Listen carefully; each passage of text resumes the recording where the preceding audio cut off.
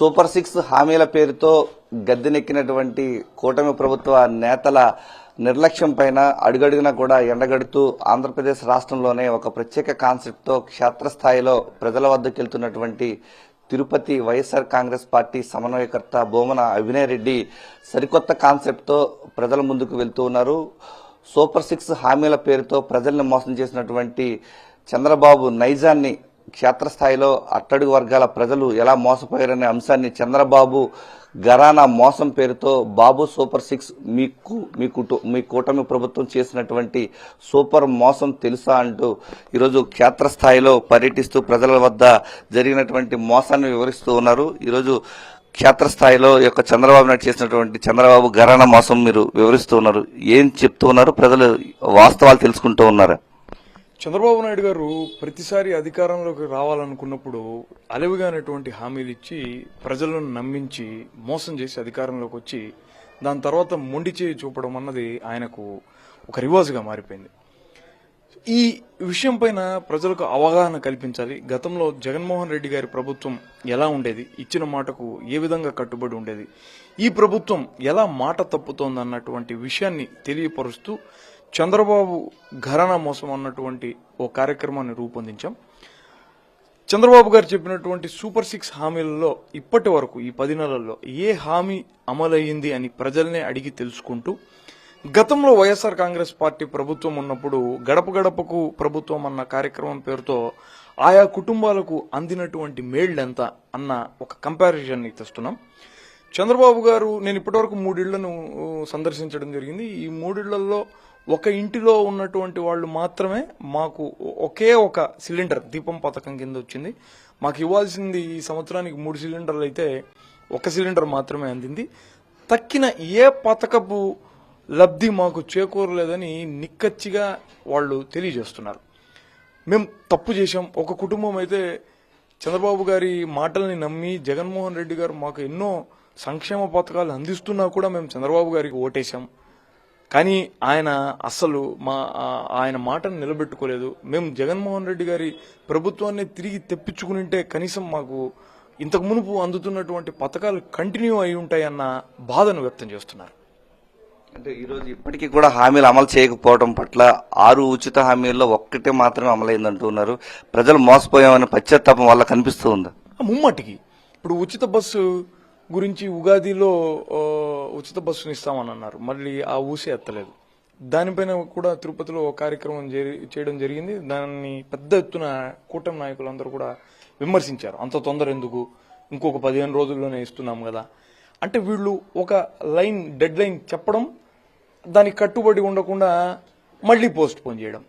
అంటే ప్రజల్లో అవును మళ్లీ మనం మోసపోయాం, చంద్రబాబు గారి మాటలు విని మనకు అందాల్సినటువంటి మేళ్లు అందట్లేదన్నటువంటి ఆవేదన వాళ్లలో ప్రస్ఫుటంగా కనపడుతుంది. ఈ వెబ్ పేజీ ద్వారా ఒక చైతన్యం అనేది ప్రజల్లో రాబోతోంది. మీరు ఒక ఐకానిక్ గా రాష్ట్రంలో నిలవబోతున్నారు. జనాల్లో ఎలాంటి అవేర్నెస్ చూడబోతున్నారు?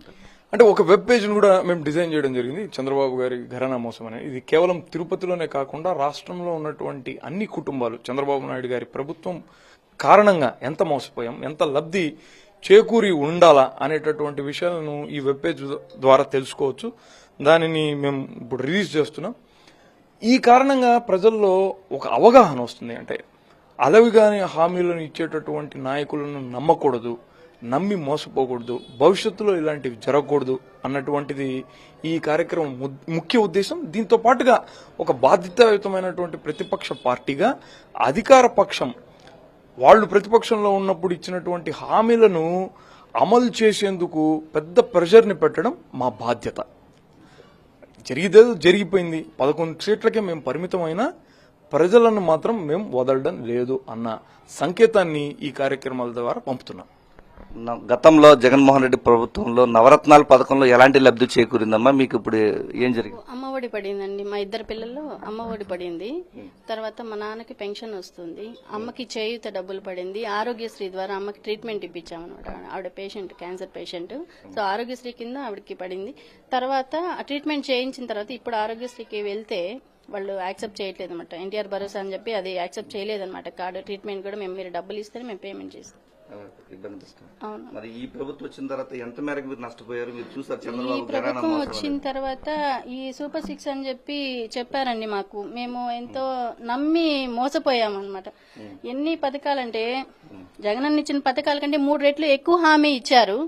ఒక్క పథకం అంటే ఇంత మాకు జగనన్న ఉన్న ప్రభుత్వంలో డైరెక్ట్ గా అకౌంట్ లోకి పడేదండి. మేము ఎప్పుడు ఏ ఇబ్బంది పడింది లేదు.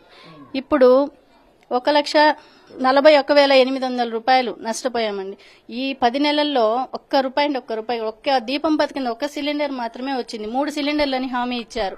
ఈ ఏప్రిల్ లోపల మార్చి లోపల 3 సిలిండర్స్ పడాలి, కానీ ఒక్కదానికే పడింది. ఈ పథకాలు ఏవి కూడా మాకు రాలేదండి. తల్లికి వందనం అని చెప్పారు, అది రాలేదు. ఫ్రీ బస్ ఎంతమంది ముగ్గురుంటే ముగ్గురు, ఇద్దరుంటే ఇద్దరు అని చెప్పారు. అది నమ్మి ఓట్లు వేశాము, కానీ మోసపోయామండి. కానీ వస్తారుగా, మళ్ళీ చూస్తాం. ఇలాగే ఉండదు కదా, మళ్ళీ వస్తారు కదా, చూస్తాం. నమ్మి మోసపోయామంటూ ఉన్నారు. క్షేత్రస్థాయిలో గత ప్రభుత్వానికి ఈ ప్రభుత్వానికి మోసపోయినటువంటి తీరు మీరు తెలుస్తూ ఉంది. ఏ విధంగా అనిపిస్తుంది? ఈడ వచ్చే ఉండే పరిస్థితుల్లోనే తెలుస్తా ఉంది మనకి ఇక్కడ ఏముంది ఏం రాలేదనేసి. ఇంతవరకు మనకు ఏం మామూలుగా మనకు పింఛన్ ఎప్పటి నుంచి వస్తుంది, అది వదిలేస్తాం. ఇంకేది మనకు రావటం లేదు. ఏ పని కానీ నేను టైలరింగ్ చేసుకుంటా ఉంటాను అప్పటి నుంచి ఇప్పుడు వరకు ఇక్కడ టైలరింగ్ ఇక్కడ ఏది 10 పైసలు రావటం లేదు. ఎవరు వచ్చి అడగనగర లేదు ఇంతవరకు. ఏమి వచ్చింది నీకు, ఏం జరుగుతా ఉంది అనేసింది. ఇంత ముందుతోనే పర్వాలేదు, అట్లా వచ్చి అడుగుతా ఉన్నారు ఎట్లా జరుగుతుంటాయి. ఎవరికి ఏమి జరగటం లేదు. నాతో పాటు మా అమ్మాయి మేము ఇద్దరు చేసుకుంటా ఉన్నాం అని చెప్పించి. జగన్మోహన్ రెడ్డి గారి పాలనలో మీకు చేదోడు వచ్చేది ఎలా అనిపిస్తుంది? మీరు టైలరింగ్ చేసేది చాలా సంతోషంగా ఉన్నిందండి. ఎవ్రీ ఇయర్ మాకు 10,000 రూపాయలు కరోనా టైంలో కూడా మాకు ఎంతో సహాయం అందించారు. జగనన్న ప్రభుత్వంలో మాకు అన్ని అందాయి. అన్ని పథకాలు కూడా డైరెక్ట్ గా అకౌంట్ లోకి పడ్డాయి అనమాట. మాకు ఎవరిని వెళ్లి అడిగే వాళ్ళం కాదు. కానీ ఇప్పుడు ప్రతి దానికి వెళ్లి ఇంకొకరిని ఎవరిని అడగాలి, ఎవరిని ప్రశ్నించాలి, ఒక పథకం రాకపోతే ఎవరిని అడగాలి అనే ఒక ఇది కూడా మాకు తెలియడం లేదు.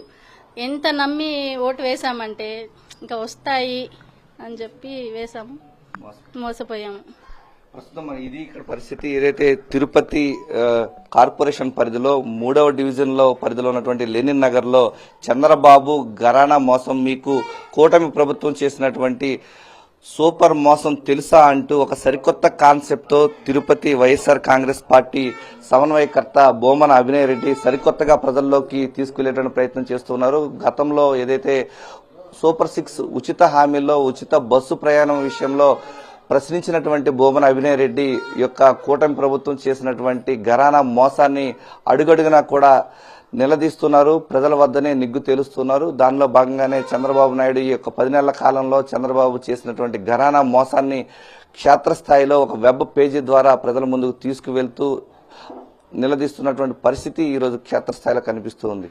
కెమెరామెన్ ఎల్ఐతో విజయమూర్తి, సాక్షి టీవీ, తిరుపతి నుంచి.